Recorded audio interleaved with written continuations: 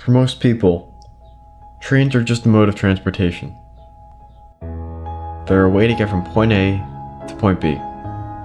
Nothing more, nothing less. Most see them as an endless source of frustration. The morning commute, the crowds, the delays. But through the eyes of an enthusiastic group of people called railfanners, the trains we take so much for granted possess a hidden source of beauty.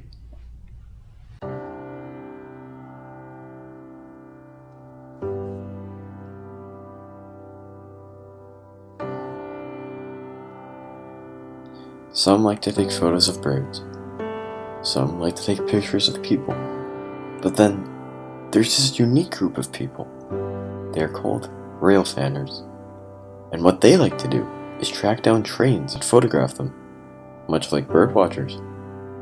Instead of small feathered creatures though, they prefer these mighty steel trains barreling down the tracks.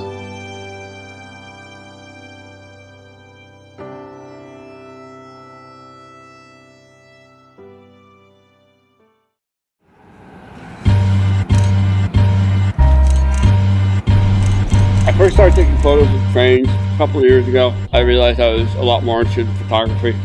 I got a point and shoot camera. I decided I really liked it, and I kept going with it. My dad, back when I was younger, we used to pick him up from the train station all the time, and I used to enjoy watching the trains go by back when I was like 5 or 6 years old, and it was a lot of fun. It's been ingrained in my memory ever since I was a kid. Photographing trains is different than regular photography because your target is always moving, and you can go to the same spot one day, it could be pouring snow. You could do the same spot another day, it could be really sunny. So no two photos are going to be the exact same. It takes a lot of skill. When you get it right, you have a good photo. It's definitely a great feeling.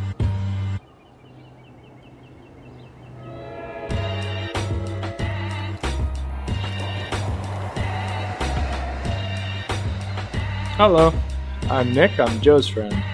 Well, I think it challenges me. It challenges me as a photographer. The train's moving pretty quick, sometimes over 100 miles an hour. So, trying to get a nice focused shot of the train is tough. And when you do, you feel fulfilled. You feel like you get a good shot. Checking out my photos. Pans are hard because sometimes you totally miss the train that you're going for. But that's why it's fun too. So, yep. Hopefully next time a little better. My proudest photo, I'll have to find it for you, but it's probably a pan shot, which is a shot where you get a fast-moving train, you get some motion blur, surrounding the train, and have the label for the train be real focused, and the front of a locomotive be really focused. So I like those shots the best. Certainly on a nice day too. It really brightens up the train. So I really like those shots.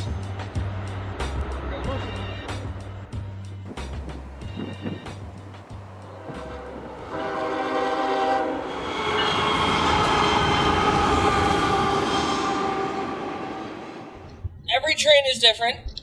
It'll have some kind of engine on it that it's just like, oh my gosh, I gotta see it. And sometimes you just end up out of state chasing it. But I don't know. I've been doing this all my life. And I know my pop-up introduced me to it when I was a baby. So for me, it's got a lot of sentimentality. So it's kind of like a way for me to reconnect with him and just kind of carry on what he got me into. It's something I can't describe. It's hard to put in words.